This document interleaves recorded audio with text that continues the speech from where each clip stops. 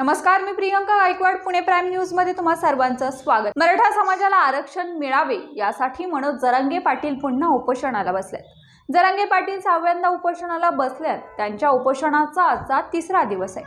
उपोषणाकडे सरकार लक्ष देत नसल्याचा आरोप करत सोलापूरमधील सखल मराठा समाज आक्रमक झाला. सोलापूरमध्ये होणारा लाडकी बहीण योजनेचा कार्यक्रम उधळून लावण्याचा इशारा सकल मराठा समाजाने दिला.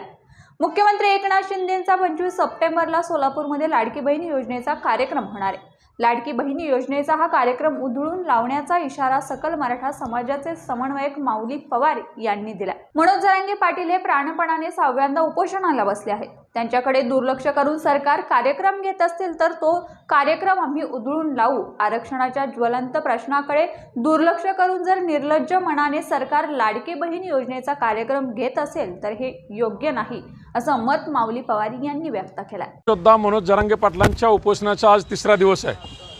अजूनही सरकारने योग्य तो मार्ग काढण्यासाठी हैदराबाद गॅजेट असेल, मुंबई गॅजेट असेल किंवा सातारा गॅजेट असेल, आमच्यावर दाखल झालेले गुन्हे असतील याच्यावर सन्माननीय तोडगा काढल्याशिवाय सोलापूर शहर व जिल्ह्यामध्ये लाडकी बहीण योजनेच्या प्रचार व प्रसारासाठी माननीय मुख्यमंत्री आणि दोन्ही उपमुख्यमंत्री येणार आहेत.